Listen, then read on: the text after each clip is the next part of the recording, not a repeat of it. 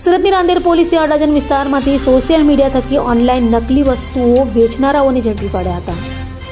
સુરતની રાંદેર પોલીસ પાસેથી મળતી માહિતી મુજબ રાંદેર પોલીસની ટીમ દ્વારા અડાજણ બસ ડેપો ખાતે આવેલ હબ ટાઉનમાં આવેલા પાનના ગલ્લાઓ અને વિવિધ દુકાનોમાં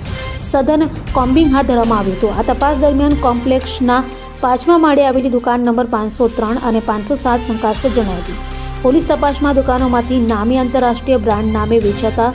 શૂઝ, ઘડિયાળ, purse, perfume, goggles, T shirts અને ક્રોક્સનો મોટો જથ્થો મળી આવ્યો હતો. પોલીસે 2 દુકાનોમાંથી આબિદ કુડા અને સુફિયાન પલ્લાની ધરપકડ કરી 1.20 લાખથી વધુનો મુદ્દામાલ કબજે કર્યો હતો.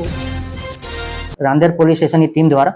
અડાજણ બસ ડેપોમાં આવેલ હબટાઉનમાં એક કોમ્બિંગની કામગીરી કરવામાં આવેલ, જેમાં હબટાઉનમાં આવેલ તમામ પાનના ગલ્લા તથા અન્ય દુકાનો ચેક કરવામાં આવે,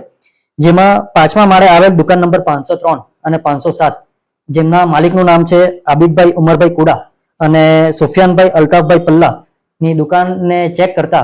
બ્રાન્ડેડ કંપનીના અલગ બ્રાન્ડેડ કંપનીના શૂઝ, ઘડિયાળ, purse, perfume, goggles, T shirts, Crocs મળી આવેલ અને એમને બિલો રજૂ કરવા જણાવતા બિલો રજૂ કરેલ નહીં અને વધુ વિગત પૂછતા એમને જણાવેલ કે અમે આ જે શૂઝ છે એને અમારી અલગ જે વેબસાઇટ્સ બનાવવામાં આવેલ છે, shoe escapes, classic bag, classy purse, classic kicks, સુગાઝમ, અર્બન ડ્યુડ, કિકબઝ અને ફેશન આઈના જેવી વેબસાઇટ અને ઇન્સ્ટાગ્રામ પેજ પર અમે આનું વેચાણ કરીએ છીએ. અને વધુ વિગત પૂછતા એમની એમઓ એ રીતની હતી કે આ શૂઝ, પરફ્યુમ્સ બધી અલગ જગ્યાએથી મેળવી અને એ બ્રાન્ડના બોક્સીસ બીજી જગ્યાએથી મેળવી એ બોક્સમાં પેકેજિંગ કરીને ઓલ ઇન્ડિયા એ લોકો ડિલિવર કરતા હતા,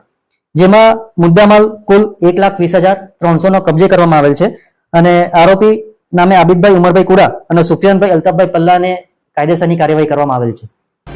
અભય થઈને નિષ્પક્ષતાથી નિરપેક્ષ રીતે વાસ્તવિકતાનો અરીસો રૂપી સચોટ માહિતી લાવતો સત્યની સાથે અભય ટાઈમ્સ.